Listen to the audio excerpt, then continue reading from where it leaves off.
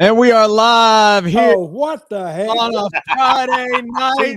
we've been hijacked 2 already. days Sid. out from Who Day Super Bowl 56. Shout out to Denise Salcedo for sending me that Oh, from Denise is the LA. best. Very Hey, nice of her. That was a Got good that. way to open the show. Got that, a nice little cute little shot glass that she got me from LA. So this will either be a great little keepsake or a horrible reminder of one of the worst days of my life when the Bengals play in the Super Bowl. Oh, shut up, Hey, Ricky. you need to be Don't happy give me they this right even off the got bat, to it. Ricky. I like you usually. There we go, Ozzy. There we go. See, There we Ozzy, go. It's an exciting weekend. Medeiros. It's an exciting weekend. I'm in a good mood. My Bengals are playing in the Super Bowl. Sid, you got Thunder Rosa, you got Ronda Rousey, and Hook all in one night. I mean, you're more excited than Daniel Bryan talking about, facing Lee Moriarty. Like, I feel like everything was in the Tokyo Dome because everything gets 7 stars tonight because I got all 3 of my favorites. I wasn't expecting Ronda at the end, got her after a tremendous main event on SmackDown. Then you got Rampage with Rosa and Baker heating up. Oh man, I can't wait for that matchup. It looks like it's happening at Revolution. Then I get Hook. Like, this was a joy of a night of wrestling. It's not one of those nights where I sat down and I was like, I'm getting paid to watch this, so keep watching. I wanted to watch because they put my favorites on TV. Yeah, very good night, really. SmackDown surprised me. I liked the first match, which you said you didn't, Sid. The last match was tremendous. Yes. Yeah. Between Charlotte and Naomi. Tremendous match. And actually a great tribute to female wrestling. They did a great job. Yeah, I want to start. Did you guys have trouble hearing that show? That noise, that piped in crowd noise, was loud. Well, and they so I had trouble hearing it. And they screwed up. If you didn't notice that, when Naomi came out, all of a sudden there was like a loud chorus of boos, and then it quickly went away. Somebody hit the wrong button back in the truck. But I do want to start right there tonight, and we do appreciate everybody who is hitting up in the chat. Give me your Who Days, give me your Bengals. I appreciate that. But we're also here to talk about wrestling here tonight. Sound off what you thought about the show tonight, the matches, both shows tonight. What was your favorite match of the night? If you got any questions for Dutch, make sure to get them into the chat. I'm going to try and do better. This is my late New Year's resolution, is to try and do better with the chat on this show every Friday night. So get them in there. Rick, comments going. I've been meaning to mention that to you. I'm very self-aware of how bad I suck at stuff. All right, so I'm trying to get better. But I do want to start with that main event tonight because they've earned it. This was Naomi's night. Like, this was a finally a showcase for her. We got Sonya Deville out of the way early on in the show with Vince's incredibly long, detailed email to Adam Pearce. Dude wrote a Bible. He's been too busy hunting down eggs and talking to Austin Theory. He didn't realize what Sonya Deville's been doing for the last 6 months, but give him credit. Better late than never. He finally figures it out. So he gets her out of the way, and we finally get a clean match between these two that had everything that you could want. The crowd was behind it. It was solid chemistry in the ring. Some of the best false finishes I've seen from WWE in quite some time. That rear view from Naomi got me. She had the pin in deep. I thought it was done. I'm like, oh, we still got some time to get some shenanigans going, and maybe Sonya restarts the match or something. They had me, SP3. And then the only thing that took me out of it is there was like a slight delay right before the finish that just, I'm not going to say it killed it, but it was just that, like, one slight delay away from being about as good as it gets in wrestling. Really, that was a tremendous match to close out the night tonight. Yeah, I think maybe they didn't know how much time they had left to get to the finish, and they kind of just had to get to it to do the post-match. But I have no complaints with what I saw. Naomi, man, she showed why they have been giving her a spotlight with this whole Sonya feud, and they showed that they have really good chemistry with each other. That they showed, like, 4 years ago in the ring on a SmackDown, but that was given like a non-finish, a disqualification finish. They finally got a full matchup, 20 plus minutes of just back and forth action. The crowd got invested to it towards like the middle and then all the way through the end. They were really loud for Naomi and wanting her to get the victory. And Charlotte Flair just once again shows why she is probably the greatest female superstar in WWE history, because no one has the outside of Sasha Banks, no one has the catalog of Charlotte Flair. Like, there are numerous women on that roster that can say they had their best match against her. And I would argue Naomi can join that list tonight, because this was probably the best Naomi match I've seen. Dutch, you said it was a good night for women's wrestling from off of this main event. No, it was a great night. You know what I missed tonight, though? McAfee.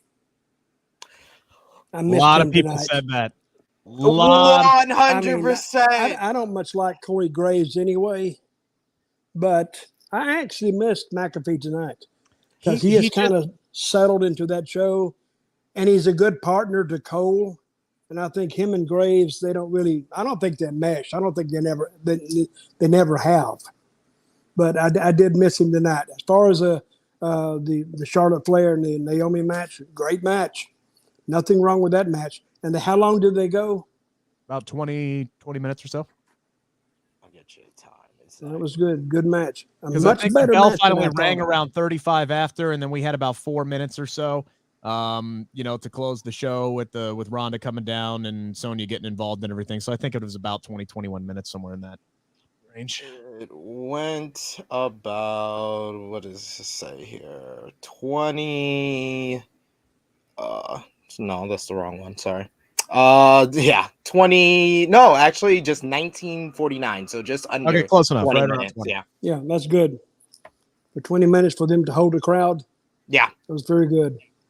Hail me. I liked it. It was very well paced. I felt like Charlotte's selling for Naomi was really good in putting her over, and then Naomi's like facial expressions were awesome, especially on the near fall. That was like Rick said, that was one of the best near falls. I had to even tweet about it because I thought, like that. It's very rare that WWE gets me on a near fall. Like AEW kind of does it like every week, and even did it on this show in their main event. But WWE, that they hooked me on that near fall there. Okay, now when you have a good match like this, let's watch the coming weeks. And if we have Naomi versus Flair every week, they'll just wear it out. Yeah. They say, they had that one great match. But if they keep wearing it out, I mean, if it becomes predictable, then we don't want to see them again. Robert, they had great chemistry together. Yes. To answer your question, Elimination Chamber is next Saturday at noon. All right, noon Eastern time is when that pay-per-view gets underway out in Saudi Arabia. What time is it Saudi Arabia time? Oh, hell if I know. Probably 7 to 8 o'clock at night, something like that. It's later than that, I think. I'm not sure. I don't care. It's I care about what time it is here, and it's noon Eastern Standard Time for us. This was made official on Twitter afterwards, after what we saw in the main event. It is going to be Naomi and Ronda Rousey versus Charlotte and Sonya Deville at Elimination Chamber out in Saudi Arabia, which means we get 3 women's matches. Remember back to the first one, right? In 2018, women were not allowed on the card at all, which is what led to the entire Evolution pay-per-view. Yeah. Now we're getting 3 matches, Sid, with 12 women booked on the card between the Elimination Chamber, a tag team, and the Raw Women's Championship match. And by the way, today, Becky Lynch and Lita became the first women on a billboard in Saudi Arabia promoting the WWE event today. I mean, you could say what you want about the event, but I mean, there's a lot of, whether or not they should even be having it. But just getting women involved with the show, I mean, that is tremendous progress to be made over the course of the last 4 years. Yeah, I'm happy for the women that, it was a big deal when Natalya and Lacey Evans had that first match in Saudi Arabia, and to see how far we've come, where this Elimination Chamber pay-per-view is kind of built around the women, with them having their own Elimination Chamber match, with Lita returning to versus Becky Lynch. Now you got Ronda Rousey and Charlotte Flair in a preview of WrestleMania and a tag match with another hot feud in Naomi and Sonya Deville. That's 3 big matchups. You know, you got Goldberg coming back. You got that WWE title Elimination Chamber that's star-studded. They are put together a card that can probably top Crown Jewel 2021 for the best Saudi Arabia show that they've ever had. I agree. Honestly, this might be 3 bigger matches in Saudi Arabia than we get in 2 nights of WrestleMania for the women's division. I mean, you're going to have the 2 singles matches, but it all depends on what that 3rd and possibly 4th match is at WrestleMania. But I mean, Dutch, that's something. I mean, this is a I got to agree with Sid. This is a really big card that they have set up for Elimination Chamber. I think a very predictable card, but that doesn't mean it's going to be bad. No, you got the names to draw. You got Goldberg. Regardless of how people think about Goldberg draws eyes. There's a nostalgic fans that will come back and watch Goldberg, and similar to that with Lita, and a lot of current fans that love Lita that will watch this show just to see her. So they have a lot of things going for them. This is the road to. It feels like we're on the road to WrestleMania with the amount of stars that they got for the Elimination Chamber, and I'm just happy the fact that Elimination Chamber is the last pay-per-view before WrestleMania. It makes me more excited for Chamber, knowing that there's no fast lane or roadblock before we get to Mania. So from Elimination Chamber to WrestleMania, it's 6 weeks now or 7 weeks. What is it? I think it's about 5 weeks. Yeah, 5 weeks. It's the first week. The first weekend in April is when WrestleMania is. The 2nd and the 3rd. Okay. So they got 5 weeks to build up pretty much the rest of the card, because we pretty much only guaranteed to have about 3 matches right now. So there's a lot of people to trying to earn their spot on the WrestleMania card. I don't know where you put her, but Naomi's earned a spot on that card. I think tonight, hands down, if she hasn't, she would be with Sonya Deville. Yeah, you would have to do. Be. I think that would be the fourth match. Honestly, I think me and Rick have talked for about 2 or 3 months build. It's got a 6-month build, 7-month build at this point. Not that long, is it? Long? Yeah, it started in September. Yeah, it started after like SummerSlam. They have done a good job. That's when I started my drinking binge, so I must have forgot it. So they've done a good job. I don't know how I forgot it. They've done a good job of stretching this out to the point that it is over enough where I think it can be its own match at WrestleMania. And that's why I told Rick on Believe in Pro Wrestling podcast, people like Sasha Banks, people like Bayley, people like Rhea Ripley, people like the Bella Twins. I think if the Bella Twins come back and those type of names, those are all going in that tag team, the women's tag team title match, because they have Ronda and Charlotte, they got Becky and whoever she's gonna verse at WrestleMania, and then they got Naomi and Sonya now. So that fills all the slots. You got to get the women's tag team titles to get on this card. Sid, I'm so glad that you brought up the Believe in Pro Wrestling podcast that we do 4 days a week. And by the way, I'm going to drop the link here soon, because I don't like promoting things before I do them. But I was supposed to talk to Naomi today for the Believe in Pro Wrestling podcast.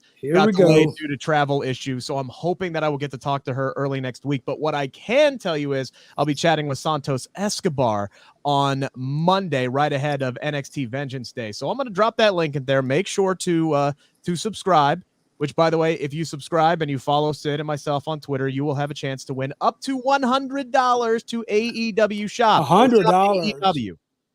Up to $100. We got to get to 500 subscribers before AEW Revolution. If we do that, one lucky person who follows both Sid and myself and subscribes to the Believe in Pro Wrestling podcast channel, you could win $100 to shop AEW. So if you want that Hook shirt, you want that Keith Lee shirt, you want any of the merch over there, it's on us. All you got to do is subscribe. I'm about to drop that link there real quick.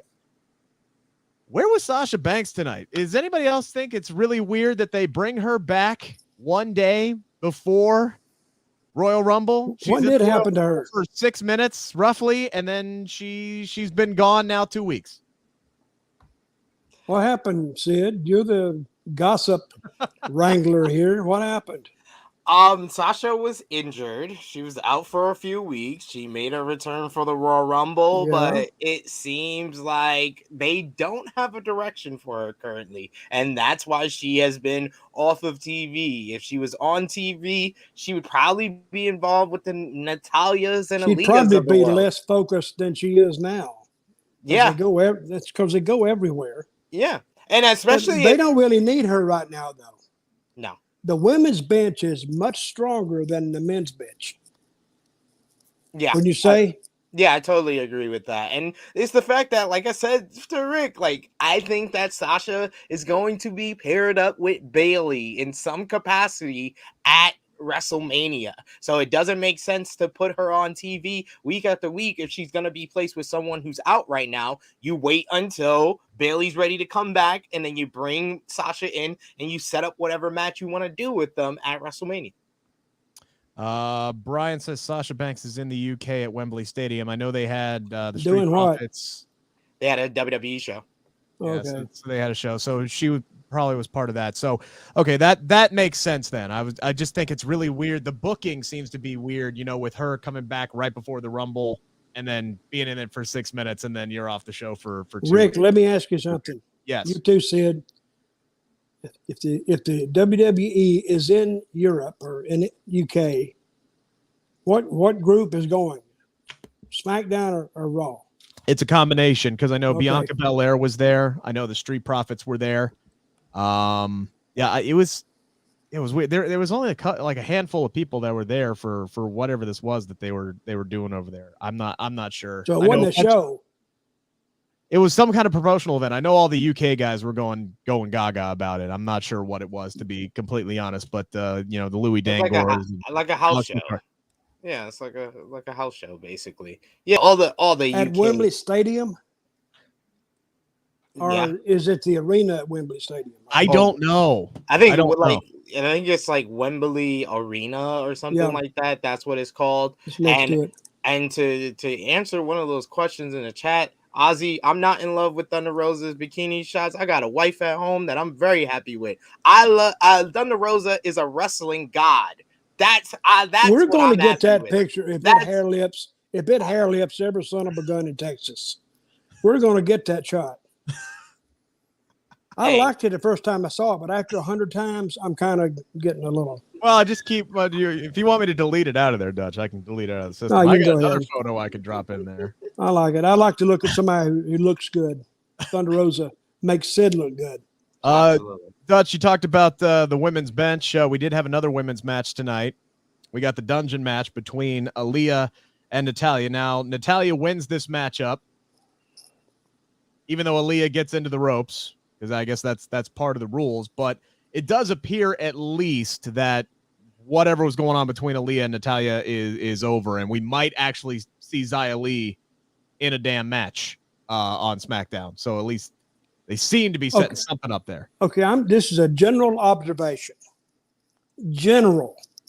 I'm watching AEW, which we'll talk about in a minute, and I'm watching that girls' match. Mm-hmm. They make that Aaliyah look like crap. They really do. So you tell me they housed that girl in Orlando for 7 years, and that's all we get, and we see these girls at AEW, and they're burning it up. Yeah. I don't get it. I don't know. If I was an instructor at the Academy of WWE in Orlando, I wouldn't promote that too much, because they must have not did their job with this girl for 7 years. And here's the other thing. Robin Renegade doesn't even work for AEW. She got a better showing tonight against Britt Baker. And what felt like was an audition match very similar to what we saw out of AQA against Jade Cargill on Wednesday. And AQA officially today got signed by AEW. So who knows if Robin Renegade, I thought she looked damn good in this matchup. She looked great. She did. I don't know why you don't go ahead and give her the graphic too while we're at it, to be completely honest with you. So she seems like someone that they would they would sign but not do the whole graphic and stuff for, where they can kind of like stick her on dark elevation to develop her, because she's still a little green. But I think if she's working in AEW, she's gonna get better. She's not that green. I mean, she's actually not Aaliyah green. She ain't Aaliyah. No, there's nobody that green. That's for sure. Aaliyah should still be, she's a beautiful girl. She should still be buying a ticket. That's what it looks like. If she walked out there with a ticket in her hand, you see it. Well, okay, you qualify, get in the ring. Really? You disagree with me, Rick? I mean, I just don't know if that's her in-ring ability or the booking, to be completely honest with you, because I thought it's not the booking. The booking's not doing the work for her. Nah. That's her ability. I'm sorry. She had to, she's not given a lot of time in the ring. But exactly. The time that she is given, it doesn't look good. Like we got to call a spade a spade. We got to now. I'll argue her debut match was good. She had a great showing in her debut match, which was a 6-man tag. She was in the ring for a minute and a half. Like, what do you mean? She didn't look good in that either. Yeah, no, she got the win. That made her look good, but she wasn't in the ring. She's not been in the ring for 5 minutes for us to say that she's looked good. So you can't say that she looked good in a 6-man tag when she's also in the ring with Toni Storm and Sasha Banks and Charlotte Flair. Yeah. Like, of course you gonna look good when you're in with the best workers in the company. But you've been in the ring with the most reliable women's worker in the company, in Natalya, and you haven't shown jack. Right. Let's be honest. Did you hear that, Rick? I guess he told you. I hear him. I just don't care enough to argue with you. We do have a super chat in here from Ronald Curtis. I thought that the Rock narrated tribute to his late father for Black History Month was very powerful. Rocky Johnson was half the first Black WWE tag champs, and his son was the first African-American WWE world champion. Sid, you could speak more to that than myself. I saw your tweet about it. You agree with Roland's assessment. Sorry. Oh, absolutely. I thought that that tribute was very touching, and it's something that WWE does very well. No one does production and video packages like WWE, and a great touch getting The Rock to kind of do the voiceover. It gave it a little bit more gravitas, kind of him talking about himself, calling, they gave birth to Dewey. And if you're a fan of Young Rock, that fell aligned with that as well. So it was kind of a cheap plug without doing a cheap plug, where it was kind of an advertisement for Young Rock. So they did that in a coy way. So I enjoyed it. All right, let's get to our opening match of the night, which was the Lethal Lovers, Los Lotharios. By the way, if you do a quick Google search on Lethal Lovers, you get this serial killer couple from the 1980s. So who would do that? Who would do a deep search on Lethal Lovers? It's not even a deep search. You, Rick. It's not even a deep search. If you Google, that's the first thing that comes up with this couple's photo. WWE is having a terrible time with coming up with names that could just easily be Googleable and realize that's a bad idea. I mean, I didn't even think all that. I didn't think to Google it, but when I heard Lethal Lovers, I think of sexually transmitted diseases. So I just said to myself, maybe me and WWE don't think of the same thing when we hear Lethal Lovers. Well, lethal means deadly, correct? Deadly. Yeah. Okay. Yeah, there's some sexually transmitted diseases that are lethal. That's some lethal loving.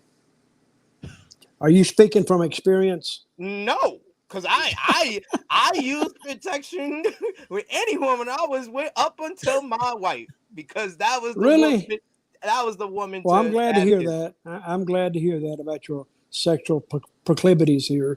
I'm sure everybody else. Hey, you asked. I did ask, so you told me. By God, I did think the kiss cam was kind of a nice addition to whatever it was. If they can give him some kind of a gimmick that might be able to help him get over with the audience here. And that's, Dutch, you said you enjoyed the tag team match with the I did. I enjoyed the work. Yeah, the work. Hey, they're not going to do nothing with the program. I don't think you can do anything with the program anyway. I think you could get Big E down or the other guy down and just beat him to the cows come home. I don't think nobody gives a crap, really. I mean, because the team's not hot enough. I think neither one of them.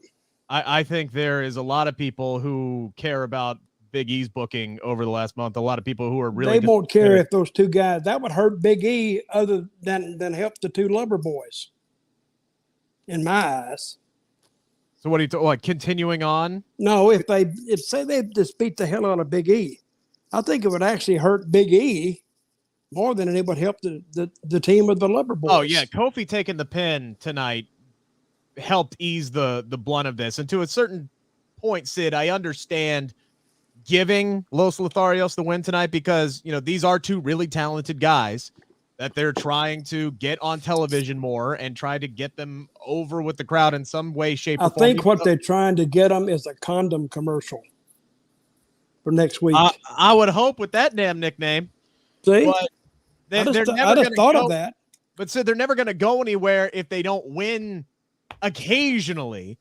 Unfortunately, it comes at the detriment of the New Day, and 50-50 booking, unfortunately, doesn't really do anybody any damn thing. No.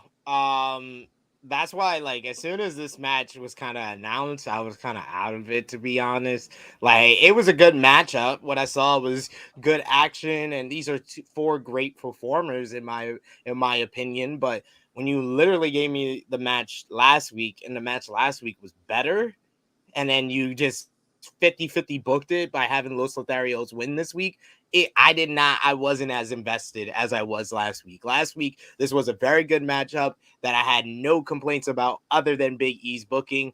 Yeah. This week, it was a good match that I'm just like, why do I get the feeling I'm going to see a whole lot more of this matchup? As far as Big E's booking, it's just very depressing. This is a guy that became WWE champion, created a great moment on Monday Night Raw, was everything that he needed to be as WWE champion, performing in the ring, performing outside of the ring, being an ambassador for this company. He did nothing wrong. And literally the way he's been booked since the start of this year is like they are punishing him for everything that he did. And you have fans who are speaking out about it. You have talent released reportedly backstage who are disappointed and speaking out about it. When you have the entire company looking at a guy saying, look, this guy did nothing wrong, and are disappointed and are sticking up for a guy like Big E based on just his complete fall off from where he was just 6 weeks ago. Is there any chance that could help the guy out to get back up to where he was at this point, you think? No, but it might hurt the person that's complaining about it if they hear of it, because the reason they put it back, they took it away from him is because of the mix-up with Reigns not making the shot, or he had COVID, and they turned it into a 5-way, and then they had to keep Brock strong. So the sacrificial lamb was Big E. I'm sure he understands it. He doesn't like it. I don't like it. But hey, this business is supposed to be a business. It's supposed to be. So I'm sure they hope he looks at it that way. But I'm sure his ego is hurt. I think we can all see that. He just doesn't have that same glow about him, you know, back before he won that championship. So I think it's safe to say he's finding it a little difficult to work. My only hope is, because again, if you look at the SmackDown roster right now, whomever walks away with the Universal Championship, whether it be Brock or whether it be Roman Reigns, he's going to need opponents after WrestleMania. You got Drew McIntyre, and who else?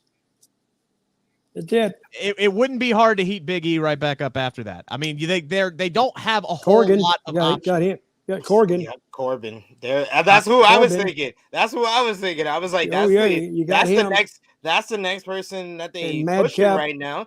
And after him, the person who's getting the most TV time is Sami Zayn. Like, there's a few people, if you put your WWE hat on and you're watching the same show, there's a few people you put ahead of Big E with the way they're booking him.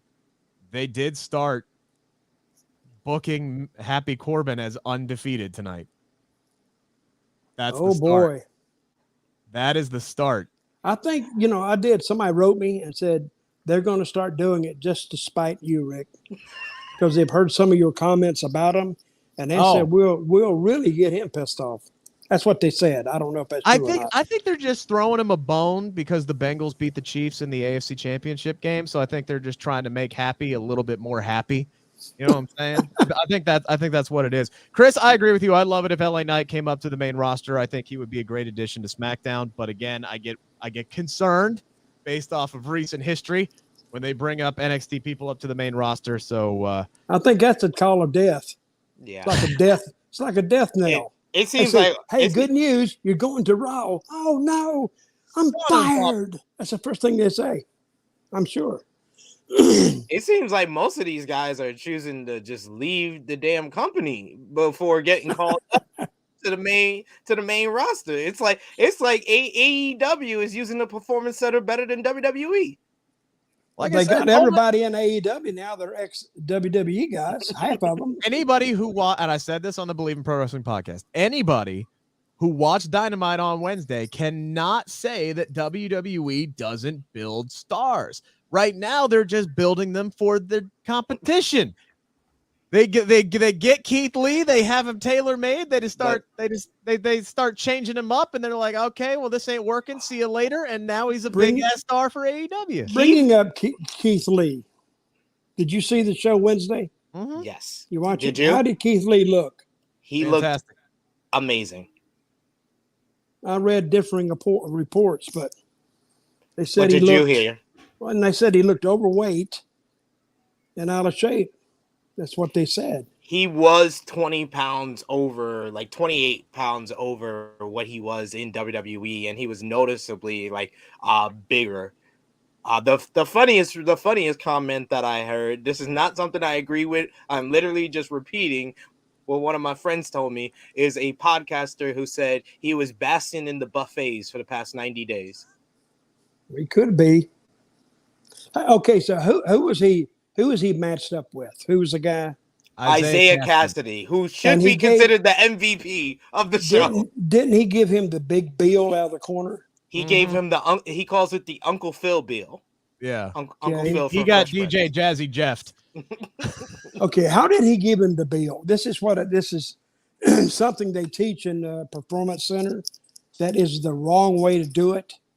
Did he put his hands right here, or did he hook his arm and throw him? Did you notice? I did not. I'd have to look at it a little bit closer. I just saw. Well, if he would hook that arm in the air, he could literally throw the guy. But here you can only throw him a little bit. And Keith Lee, being as big as he is, he could probably hit the other corner with him. Well, he did. That's the highest anyone I've ever seen a bill. That's probably the best looking bill, mainly because Isaiah. Well, you haven't seen. Get out there. Now you say that out of ignorance, and I'm saying because you haven't seen Rick throw a bill. Oh yeah, you got to see him throw it. Because he throws it the textbook way. Just wait until my back heals up. You know, this 6-7 month injury I've been dealing with. Just wait till my back heals up. I'll show you how it's done. I'll drive out to New York. And the only part of what Rick said I disagree with is WWE did not build up Keith Lee. Literally, when he was on NXT originally, they didn't know what to do with him. They were treating him like a jobber to the stars, and Vince McMahon was the one that saw the star in Keith Lee and what he was when he came up to the main roster for Survivor Series and used him for the Royal Rumble. And because what he did with Keith Lee on the main roster, Triple H was like, you know what? Let me push Keith Lee. And then that's when Keith Lee really got over. But that was by Keith Lee, them allowing Keith Lee to be Keith Lee in NXT. And then when he got called up to the main roster, they said, no, we're going to change all that. And then back on Dynamite, he was Keith Lee again. Neither company has put over. Is he Bearcat Keith Lee? No, he's just Keith Lee. He's not. Sid? Yeah. It was a joke. No, I don't care. I made a joke. I don't care. The best jokes are the ones when you have to explain. You didn't like the first match on Rampage, right? I mean, SmackDown. That's it. The tag match, like I said, is because I saw it last week, and I felt last week was better. And so, what do you think, Rick? I gotta agree with Sid. It was It was the same match that we saw last week. And again, I don't think 50-50 booking really helps anybody. And it was kind of a fluky win because they had like the missionary roll up for the Lethal Lovers there on Kofi Kingston. A lot of sexual innuendo tonight for a Friday night. What is wrong with you guys? Everything is sex tonight or whatever. Did you hear Daniel Bryan's promo? We will get to that coming up here. Oh my God. We need to great promo. Just a little bit. All right, we need to have an R rating here or something. We did have Happy Corbin beat Cesaro tonight without Madcap Moss. Hey, that pissed me off. That did piss me off. I know it did. I know. You want to cut a promo on it real quick? No, not really. But that doesn't help either one of them. I damn sure don't help Cesaro and don't even help Corbin.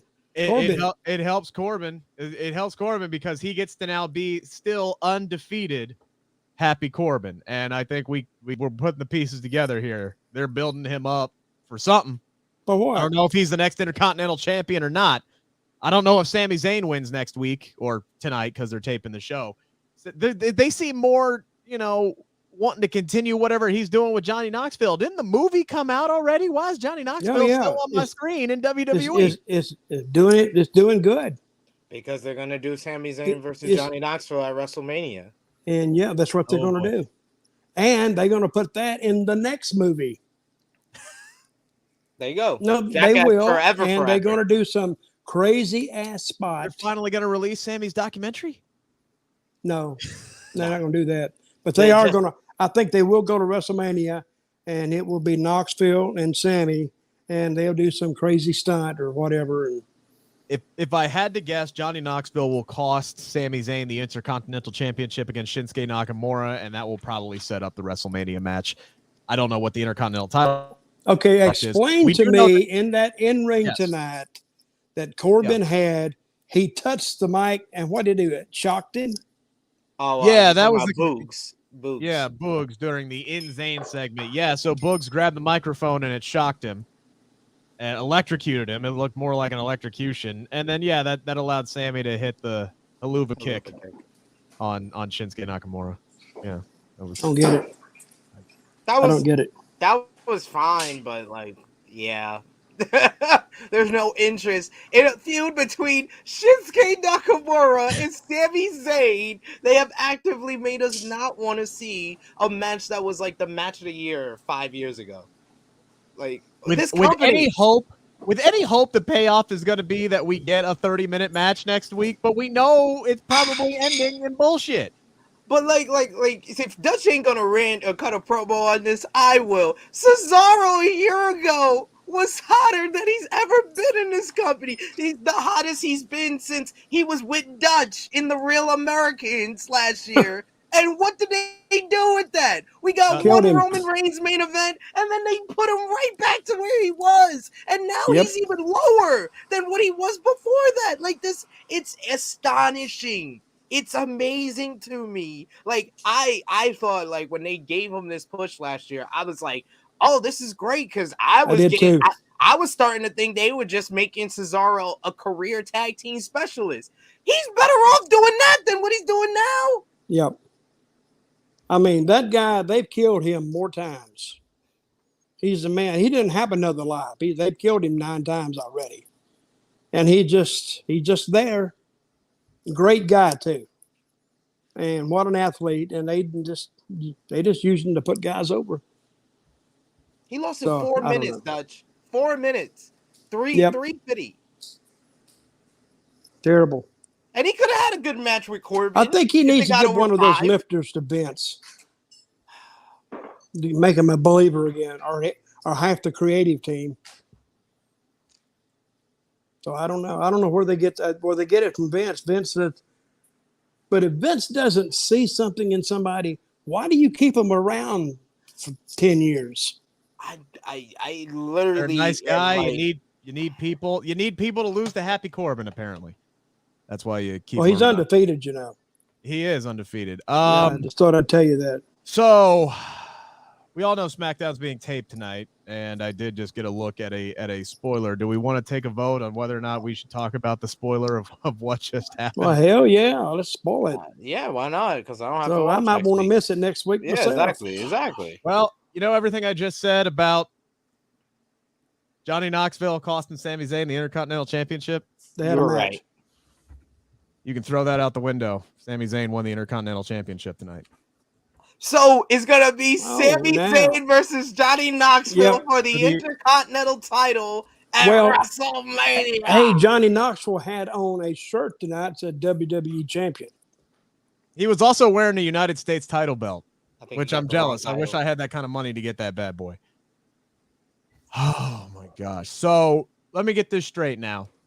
They had Shinsuke Nakamura win the Intercontinental Championship right before SummerSlam. He did not get a SummerSlam match. He just walked down to the ring to kill some time. Yeah, he walked around it. Yeah, he walked around it. Yeah. Yep. He defended it one time against Apollo Crews, I believe. Then he got hurt, and so he didn't defend the title for 4 months. They decided to actively not do anything with it. Yep. This was his first title defense since coming back, and he lost. Yep. Every time they do it to this man, they put a championship on him and they turn him into a parking lot. They did it with Shinsuke Nakamura when he was the United States champion. He defended like twice. Hang on, I gotta go to my guy Graham here on Twitter. He had a stat for me. Hang on, that I wholeheartedly agree was just absolutely insane. While you're doing that, $9. We have a super chat donation from Roland who says, I thought that Naomi versus Charlotte match was fine. It wasn't perfect. This is where you miss a Bailey who could serve as a conduit between Naomi and Charlotte so that Naomi could work up to Flair's level. I disagree with that. I think that she did. And it was a great main event for me. Yeah, it was. I disagree with that too, Roland. So the next time you write something and donate $10, you better have a damn better thought than what you just come up with. Or we're going to ban your ass. No, I'm kidding, Roland. I love you. He gives us money. We love you. We love you, Roland. He wouldn't cut the promo on Cesaro, but he'll cut it on Roland's ass. All right, so this is Graham Matthews, right, from Bleacher Report. He writes on Twitter. I love you, Roland. Shinsuke Nakamura has been Intercontinental Champion a total of 384 days across 2 reigns since 2019. Between both reigns, he has defended the title 4 times in televised matches. Wow. Over 384 days as Intercontinental Champion, he defended it on TV 4 effing times. Wow. New Japan has a better rate of title defenses than that. And New Japan only has their champions defend on like big shows, which they only have like 4 or 5 a year. And that's a better rate than this. And I'm a Sami Zayn guy. I don't have an issue with him being the Intercontinental Champion one bit. I really, really don't. They'll probably do more with it being on Sami Zayn. My issue is you had him hold the belt from August 14th all the way to now. And you would have thought you retired the damn belt more than they did anything with Shinsuke Nakamura, which is just. Well, I think it's a great thing they switched it. Yeah. At least Sami will make it interesting again. Sami's been probably the best Intercontinental Champion we've had in the last couple of years, at least. Not that it's been that great, but he's been the one who's been the most interesting with the title. I just hope Sami doesn't lose all his money.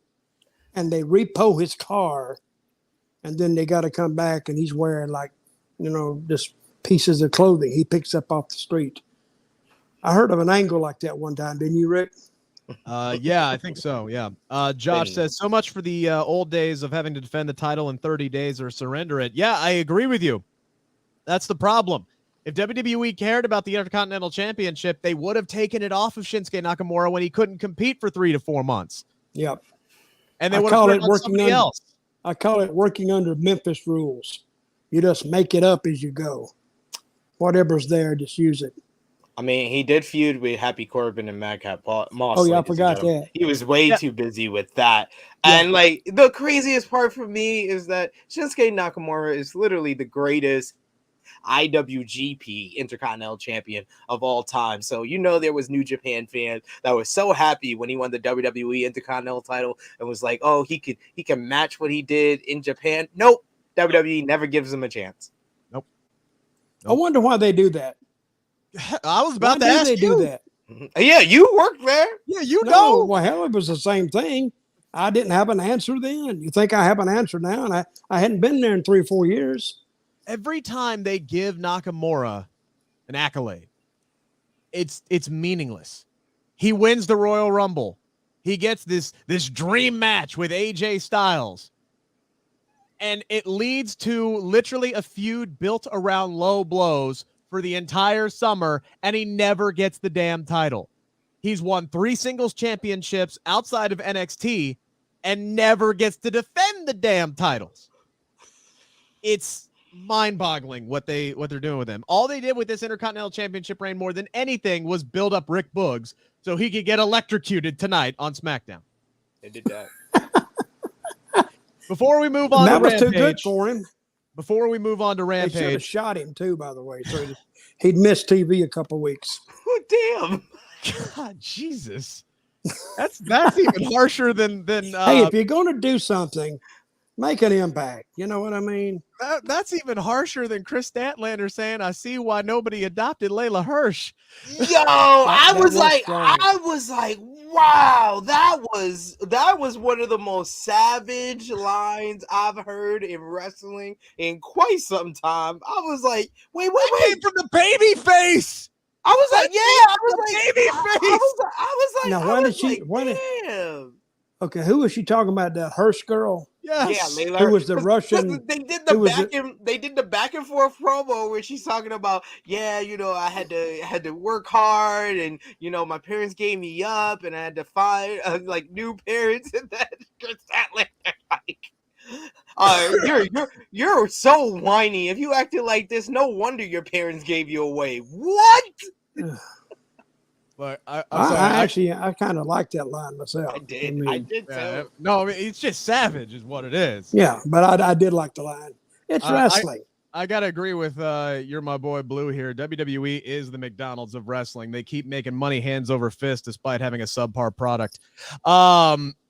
Before we move on to AEW, we did have two sit-down interviews with Michael Cole tonight. I'll start with you, Dutch. What did you think about Roman Reigns basically shitting all over the accolades of Bill Goldberg, which, by the way, I did like how every accolade they brought up from Bill Goldberg was from 5 years and further back. Like, they did not mention anything that he has done in the last, 4 years, except for the fact that he won some Universal Championships, but they ain't going to bring up who he beat and how he beat him for those Universal titles. I'm watching They went from beating Brock Lesnar from 86 all the way back to him beating Hugh Morris 900 times to get up his undefeated streak. Well, I didn't like Michael Cole looked out of place. He looked totally out of place because you're used to him behind the desk, and I know he used to go out and interview guys, but I don't think he conducted the interview well. It was an odd interview, especially with Roman. Now, the thing with Goldberg was a little better, but not that much. At least Goldberg tried to take control of it. And you can imagine if Goldberg takes control of anything, how messed up it will be. But I didn't like either interview. I guess it served its purpose, but I don't know. The thing I liked about Goldberg's thing that he did with Michael Cole was they at least tried to come up with an explanation for why he's lost 5 of his last 7 matches. He said, look, I started listening to the doubters, right? And I wish they would have he would have dropped the line about the match with The Undertaker, right? And then he started listening to the doubters. I wish that would have added a little bit more to it for me. That would have. But he starts talking about, he's listening to all the doubters, and then he started doubting himself, and he's like, nah, all right, screw this. Now I'm going to go back to being the ass kicker. And, he beat Bobby Lashley in his last match. So he is kind of on a winning streak, we'll say.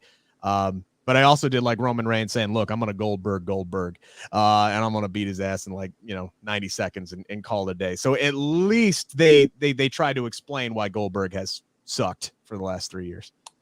They will tell you that a match that sucked on a documentary. They're not going to say it in a promo during a match. Right. So I wasn't expecting them to say the Goldberg and Taker match as a reference there. As far as the promos, I kind of am the opposite of Dutch. I thought the Roman Reigns came off better. I do agree that Michael Cole was just awkward and seemed uncomfortable in the format. He's used to being like across, not like right next to the guy while he's interviewing them. I think his sit down interviews like on WWE.com when he was across from the guys was much better than these, but Roman Reigns, I thought, was better because that fit his character to a T. And the one lie where he looks at it when he's talking about people like bigging up Brock Lesnar, and he was like, "Yeah, why bigging up Brock? Why they bringing up?" He changes his voice when he looks at Heyman, and Heyman goes to like, "Yeah, like who needs Brock Lesnar? He's just so full of himself." Like it was just so great. I just love the Heyman Roman dynamic. Roman and Heyman tonight had Gaston and LeFleur energy. It was Beauty and the Beast. That's what it was. Like Paul Heyman basically turned into LeFleur tonight. Like he's just sitting there with the big goo eyes and just like, yeah, this is my dude right here. This is my damn dude. It was the same exact energy from Beauty and the Beast. That's what I immediately looked at, and it's actually the sizing kind of fits as well. So yeah, it's just weird how like Paul Heyman just like seems to fall more and more in love with Roman Reigns every single week. Like he's like, this is I love my tribal chief. Who cares? Who wants to be introduced like Brock? Who wants to be introduced like that? He's just shitting all over Lesnar. So I did kind of enjoy Heyman's role in this tonight. Super chat here from B-Rix. WWE is mostly for the kids, and AEW is grown folk wrestling. I get what you're saying. I think AEW is more for the hardcore wrestling fans, and WWE does try to cater to the casual audience. Now, we could, wax philosophically about whether or not the casual audience still exists in professional wrestling. I'm just going to say it's not as much as it used to be, and that is for sure. All right, let's move on to AEW Rampage tonight. Open it up with what I thought was a really, really good tag match. Peaked for me with Danhausen's appearance in the match. Love that Danhausen. But no, seriously, this one was really good. Young Bucks getting the win with the BTE trigger. Athleticism off the charts in this one, Sid. Yeah, I mean, Roppongi Vice and the Young Bucks, I've never saw a bad match between those tag teams. This wasn't the best match I've seen between those teams, but they have very good chemistry with one another. Trent has been really delivering in the ring since his comeback. He had that banger on Rampage against Adam Cole. Then he has this great match here. He had that banger against Nick Jackson on Rampage as well. Like he's kind of being like the most consistent performer on Rampage outside of Hook, of course.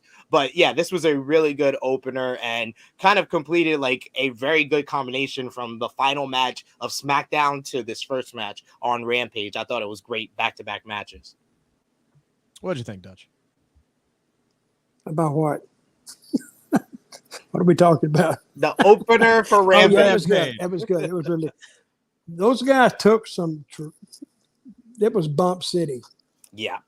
My God, and what they were doing, I went, and I was thinking, what's it going to take to beat one of these teams? A sledgehammer, because they did everything. Yeah. And they were kicking out and kicking out and kicking out. I mean, it was still good. But they're going to feel it tomorrow. They were, they felt it Thursday morning. Let me say that. Yeah. They worked their asses off. I love the flip out of the Doomsday device. Yes. That got me so words into out of my mouth. Took the words right out of my mouth. Absolutely. Yes. The headliner here though is Jay White coming in at the end of the match and hitting the Blade Runner on Trent Beretta. And Sid, he's going to be making his debut next Friday. So we'll actually get to talk about a Jay White match next week. And Trent Beretta about to have another great Rampage match because he's versus Switchblade Jay White. I loved him coming out here. This is for the fans that aren't accustomed to him. You'll get used to him and you get your first eyes on Jay White next week. Yeah, and that's smart me up on this guy. Who is Jay White? Where's he from? So he's been mostly New Japan. For a while now, and Sid had to kind of fill me in because there's only so much wrestling I can watch. New Japan, I don't have time for it. I know him more from reputation than anything, so I'm excited to watch him work next week as well. He's from New Zealand, and basically he was working under another New Zealand wrestler named Bad Luck Fale.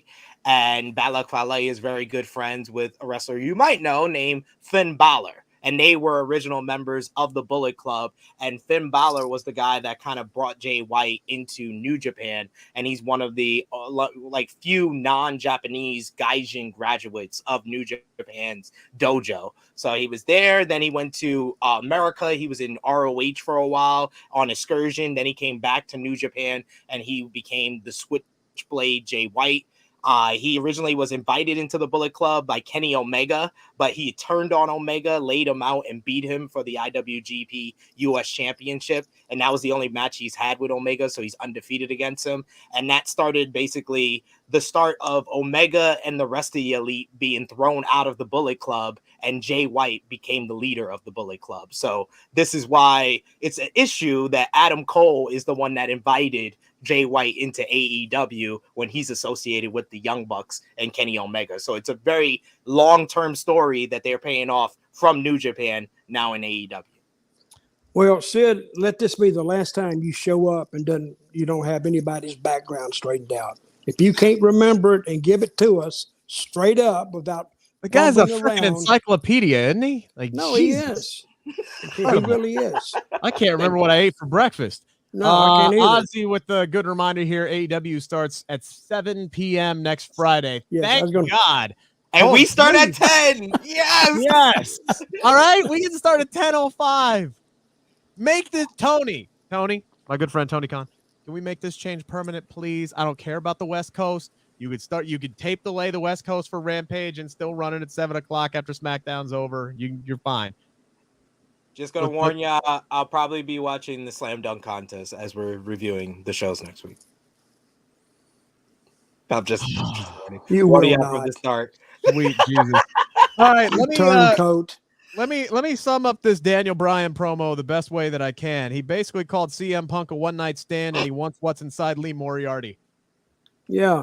Is that pretty much accurate there, He wants a long-term relationship with somebody else. That was an awesome analogy. Yeah. That was an awesome analogy. How do you feel about John Moxley's team with CM Punk? I think you people got me confused. I'm looking for a long-term relationship. What he had with CM Punk on Wednesday was a one-night stand. I'm still hung up on him wanting the violence inside of Lee Moriarty. Like that's really what I thought from the setup we were gonna get Seidel versus Danielson, yeah. But then to have Lee step up and make that challenge, I am very much looking forward to this matchup. As someone that's been a fan of Lee Moriarty since his time on the independent scene, and I had the opportunity to interview him, I know his two dream matches is versus CM Punk and versus Bryan Danielson. He checked off CM Punk, and this Wednesday he gets to check off Bryan Danielson. That's the match I'm most looking forward to this coming Wednesday, which is one of the best lineups for Dynamite, and that's saying something after the last couple of weeks. You're saying that the Moriarty guy is just from the Independents? He's from the Independent. He's from Pennsylvania. He's from the East Coast. Which is why that Performance Center in Orlando, it really hadn't produced anybody. No. See what I mean? No. They've had it in operation 10 years at least or more. How long has it been there sitting there? 2013. They haven't produced anybody. That's the way it used to be when you had the territories, because those guys, when they went to WWF or WWE, they knew what they were doing. And if they come from the Performance Center, they know one system. That's the WWE system. But unfortunately, the WWE system has proven to not work. Yeah, like literally, they might make it work if they bring their creative team and do all the videos on it. But those guys, I'm not impressed by that Performance Center at all. They made a good number of like female performers. I'll give them credit for the performance. But look at AEW. How'd they make those girls? Those girls come from the independents. Or working with like Dustin. That girl tonight, Dustin is like the main trainer there. What was her name? Robin tonight? Robin what? Robin Renegade. Yeah, and she was good. She moved good. She looked like she'd been in the ring. She had confidence. But you take Aaliyah for 7 years, and she's in there, and like I said, she should still be buying a ticket. Look how much better Ty Conti's gotten since going over to AEW. Yeah. They're good. It's like night and day from what she was in NXT. It's just working with an experienced guy. You know a and girl making that I fun. don't. You know a girl I don't like over there. That damn Thunder Rosa girl. I don't like her for some reason. Oh, I'm sorry, Sid. Oh, what happened, Dutch? Your internet went out? I'll say one thing about Thunder Rosa, boy. She has a lot of fire, doesn't she? Yes, she does. When she hits that ring, I like that. And where is she from? She's from New York, right? No, she's from Texas. Okay. All right.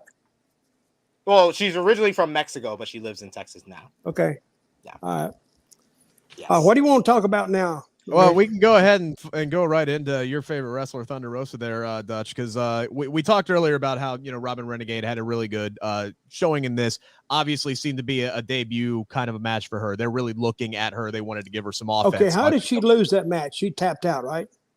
No, she got stomped almost through the damn ring. Curb stomp. That's okay. And apparently that busted her mouth open. Yeah, her mouth was already busted open when she went. She wanted to look damn good taking that and paid for it, and hopefully she'll get paid for it in the long run because she made Britt look great on that.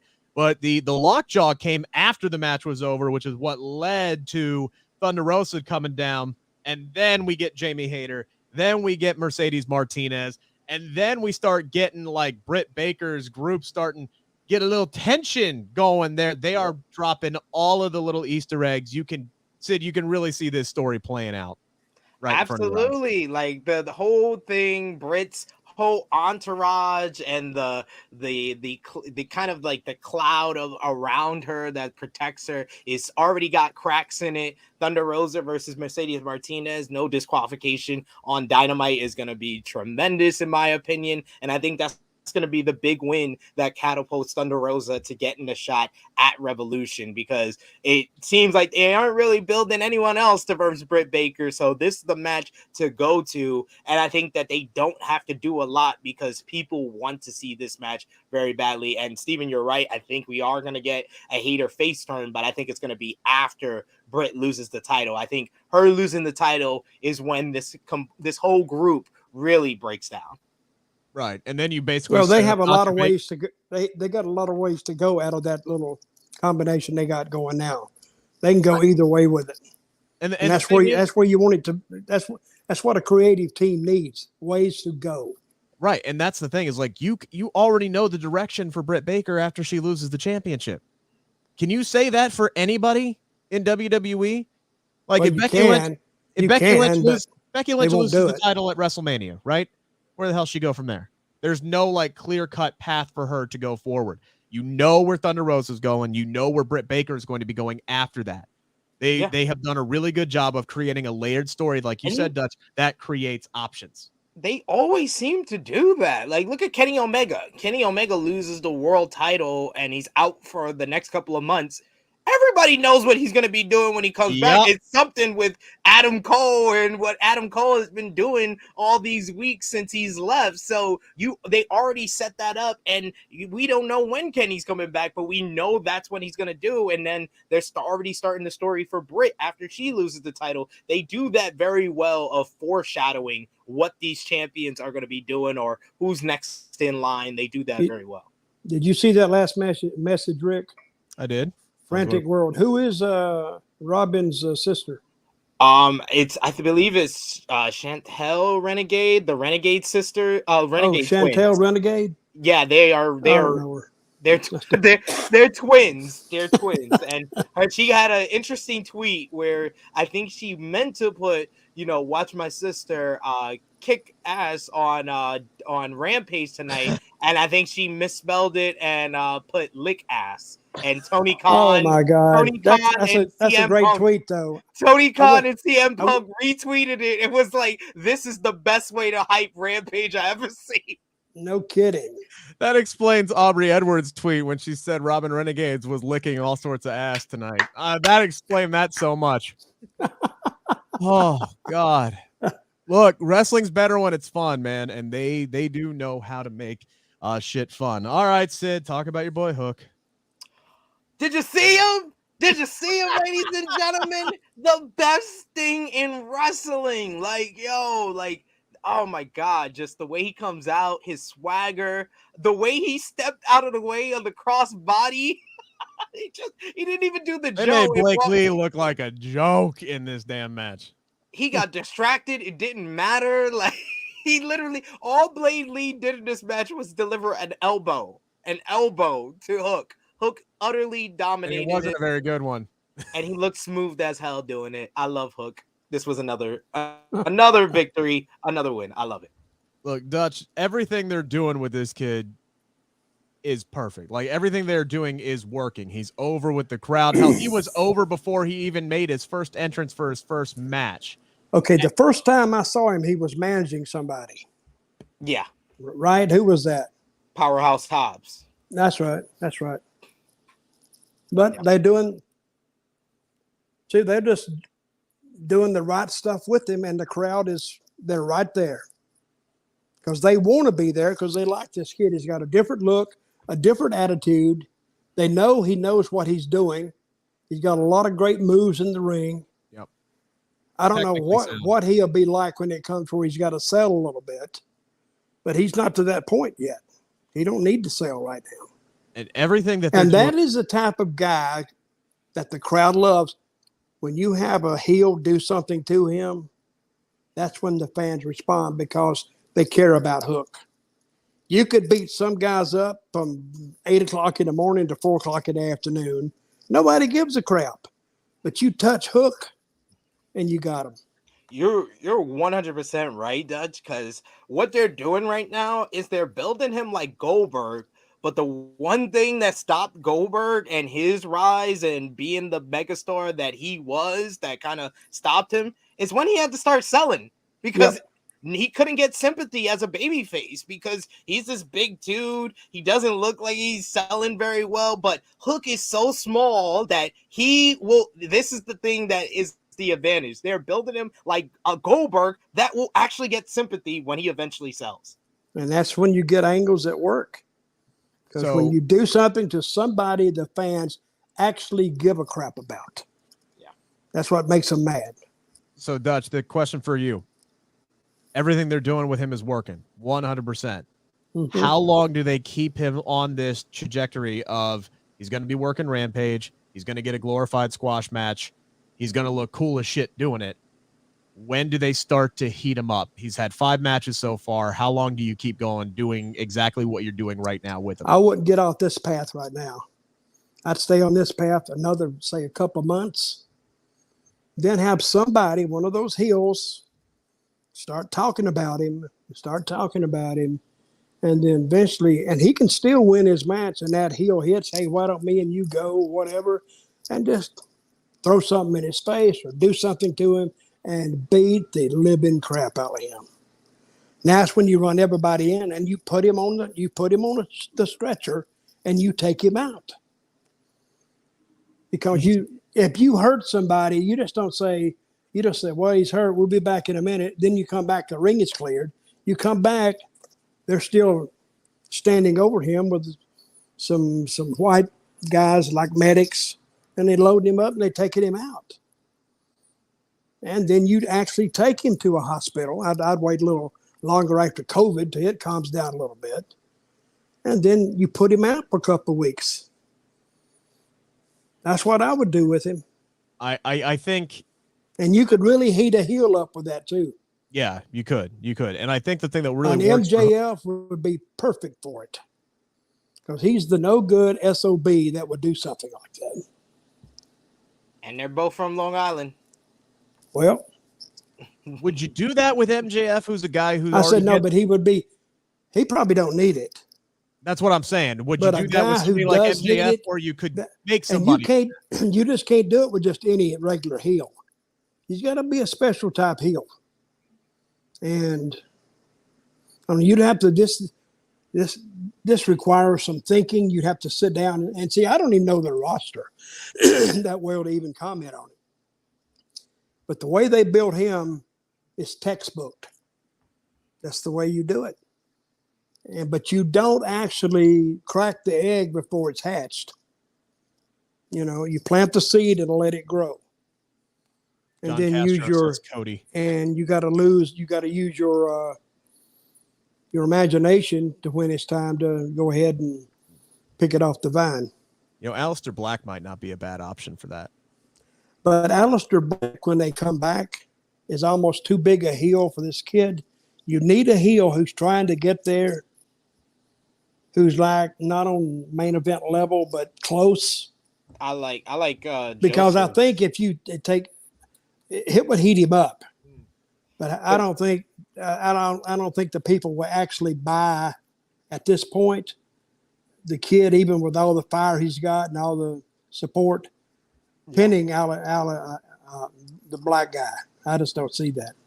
Not right now. Give him a year. But I like Joseph's suggestion of Ricky Starks because he has that connection to him. And Ricky Starks would work because he's a hell of a promo. Yeah, Ricky Starks would work. I don't because buy he's Wardlow. a no good bastard. Yeah, I don't buy Wardlow, William, just because they're starting that slow babyface turn with him, and he's getting over. He's going to turn on MJF here soon, and he'll be one of the most over guys in the entire company. We did have a main event tonight: Jurassic Express against the Ass Boys, also known as the Gun Club, for the AEW Tag Team titles. The second, I thought they had me finish of the night after Jungle Boy took the title off the face. He had that Roman Reigns kick out at 2 down to a T tonight. I thought the Gun Club had this one. Like they got me. WWE got me once, and AEW got me once tonight, Sid. Absolutely. Jungle Boy. I don't even call that the Roman Reigns. Roman Reigns got that from Kurt Angle, ladies and gentlemen. They were both members of the Shield, and he took it from him. Kurt Angle, it has the person who always used to do 2.99, especially in those close matches, on his kick out. And that's what Jungle Boy did right there, because he had me fooled, because I was like, yo, they really gonna put it on the Ass Boys? They really gonna have the Ass Boys win here in their Shawn Michaels tights and everything? So yeah, they did a good job with that matchup of making you believe. And then this was a match I had no inkling to believe that the Ass Boys were going to win this one, but they had a very fun main event. Jungle Boy looked strong, but I would say Luchasaurus was like the MVP of this match. I think he looked better than he has in the last couple of matches for Jurassic Express. Hey, those two Gun Boys, if you didn't know their daddy and you watched them work, you wouldn't have any trouble figuring it out, would you? No. My God. Especially Colton is a dead ringer. Who is the taller one? Is that Colton? Yeah, that's Colton. He looks just like him. Yeah. Like and his mannerisms and all. My wife woke up and was like, "What's Billy Gunn doing in her?" I was like, "Nah, that's." She was half asleep, but I was like, "Nah, that's his son." Yeah. She was like, "Oh my God!" Like, yeah. And I can understand, by the way, the confusion, because Billy Gunn still looks like he's 35. So I mean, the genes just run well in that family. I mean, it is what it is. I'm still waiting for the day when we actually get Danhausen and the Ass Boys on the same screen at the same time in AEW. I'm still waiting for that. Okay, run down the Danhausen character. I've been reading about him in the last 6 months. Yeah, so he was another one of these indie darlings, and he had some time with Ring of Honor as well before they kind of took their hiatus. But this is a guy who used social media and YouTube and, you know, just kind of came up with this. I don't even know how to explain the character. I mean, he's just this very nice, very evil guy who curses people. I mean, that's it. So when he does the whole thing, he's cursing you basically. He's basically a carny magician. He's a carny magician that does, and he's just a really funny character. He's hilarious. If you do want to see him and the Ass Boys, go to his YouTube channel. Love that Danhausen, because Austin Gunn let him know that he owns Ass Boy. So anytime Danhausen calls him Ass Boy, it's copyright infringement. I love it. Which I think is funny, because that's like the only swear word he'll say as well, right? Like that, like ass is the only swear word he'll say. I saw him do that in an interview with Sean Rossap one time. SPIII, while I work on something, your boy Roland's back. See, Roland now, see? Look at this. If you want to run this one down for the fine folks. I slapped him around a little bit, and hey, if I do it again, he'll come up with $49.99. Man, he doubled it. We I watched the match give us again. all the I was monies. assembling Give a us all the monies. lawnmower while watching. Assembling a lawnmower while watching what? Watching the the show. choreography was too obvious, and the start. Some of Naomi's moves were dangerous, and that stall before the finish, Naomi's right eye was bleeding in the end. Roland, you should be an investigator. I mean, you need to go. You need to be a murder detective. Really, you catch it all, brother. My hat's off to you. There you go. Anything to say, Rick? I know you want to be a smartass. Now be nice to my friend, Mr. Roland. God damn it! I got us $20 there. You did a good job. You did a good job. Oh, Dutch. wait a minute. Rick has left us.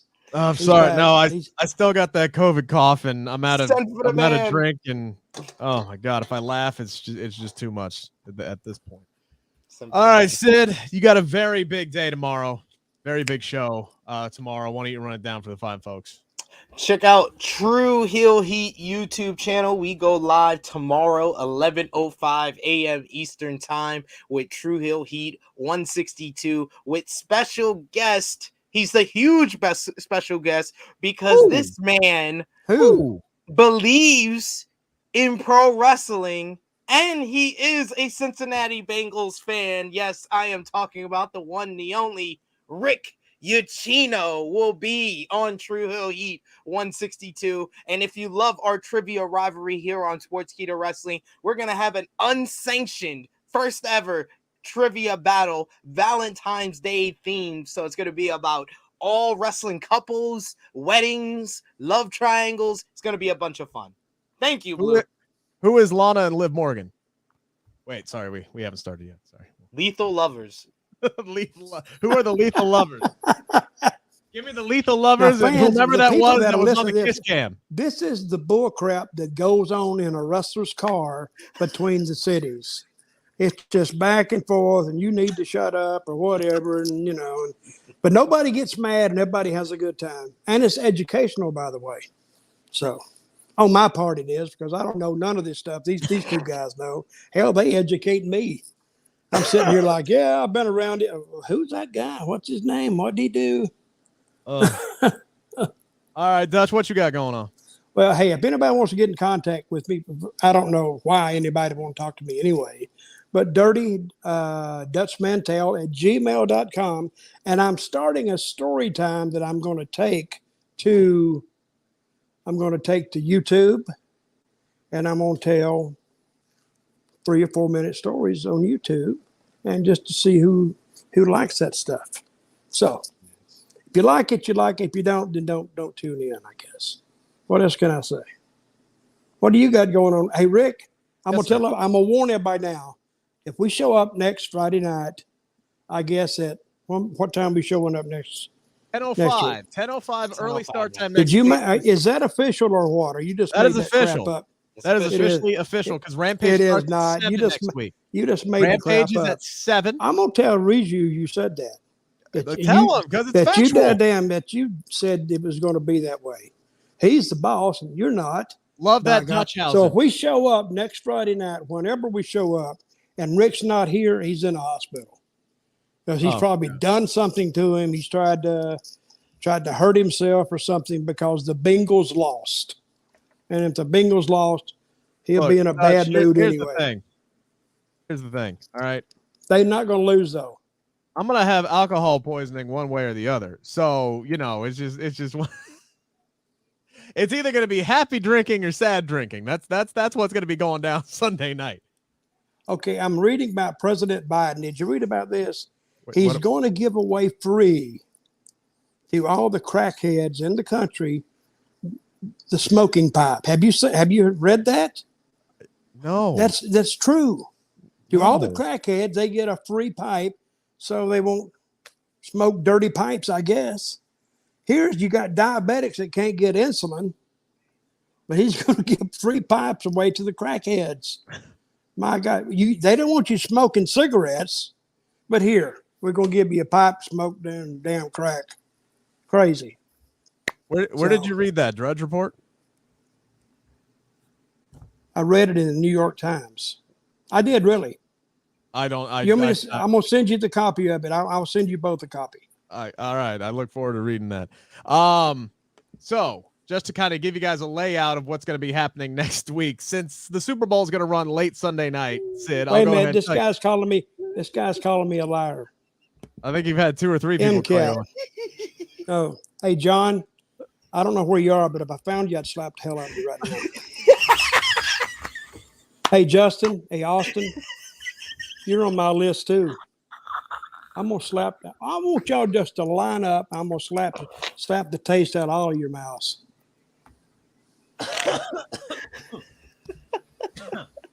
Obviously, a bunch of crackheads here. But now, to show you how greedy they are, they'll take the pipes, but they want the crack too. They want the government to supply the crack. If y'all want the $100 for crack, you can maybe exchange this for some actual cash money. But you could. Sid and I are giving you guys a shot at $100 to shop. Will that buy crack? You could probably sell the gift card and get crack with it. That's what I do. If you really want to. $100 is $100. I do right? $100 is $100. Okay, I don't know how much $100 will get you worth of crack, but John got it'll get you. Well, go to Puerto Rico. I used to get it there real cheap. Fair. Yeah. All right, cool. Moral of the story, kids: don't smoke crack. But if you want a shot at $100 to shop AEW, please subscribe to the Believe in Pro Wrestling YouTube channel. I have dropped the link in the chat just now. I meant to do that under mine and not under the Sportskeeda window, so I might get in trouble for that. But anyway, there it is. We're working in conjunction with one another. We're taking donations for crack pipes. So it's going to be a big week for us. We're going to have Santos Escobar on Monday morning at 7 a.m. Hopefully, we'll have Naomi coming up later in the week as well, and we will be doing our big Elimination Chamber preview show. Special guest still to be determined. It may be Dutch Mantell.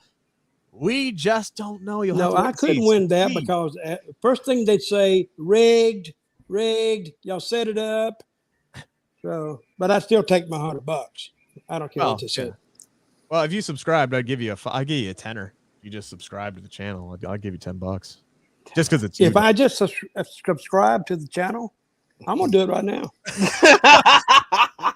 And I expect. Please, I'm hoping to make money in the long run with this damn thing, but I gotta get the subscriptions up. You know how it is. It's all a game. Well, you gotta create interest. You gotta say controversial stuff. Hey, just get Dutch. That's what Joe Rogan said. Oh, Jesus. Speaking of Joe Rogan, we're available on Spotify as well. And that's what Whoopi did.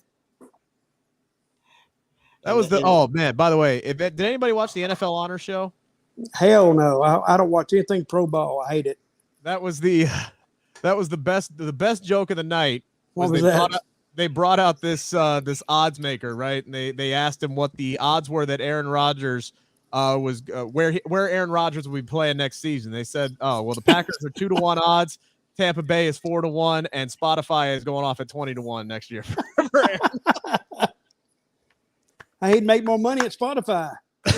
He probably would, yes. Yeah, I agree with you, by the way, Ricky. You think they gave him $100 million? Is that true? Do you believe that? Who got $100 million? That's what they said Joe Rogan got. Probably. Over 5 years, wasn't it? Probably. That's a lot of money. I mean, Pat McAfee's getting millions of dollars too right now. So I mean, it's. Got a question for Dutch. Is Dutch starting his own YouTube channel, or are his stories going on someone's YouTube channel? It's another guy's, but we're like partners, and I'm gonna screw him out of the channel. Oh, so, nice. See, nice. That's a good story. See, do you want to post them on ours so we can actually get some eyes to the? I was gonna pitch for True Hill Heat, but either way, yeah. See, Sid and I, we have the same YouTube. We have competing YouTube channels, but we're both, I don't know, whatever. Watch us tomorrow, 11:05 on the True Heel Heat YouTube channel. That's subscribe a good question. How much is WWE paying Pat McAfee? I don't know how much they're paying him, but I know his show is getting a shit ton of money. Yeah, you don't need it. Yeah. You're all right. Yeah, I think he's with WWE for the love of the game. He's enjoying it. He don't love the game that much.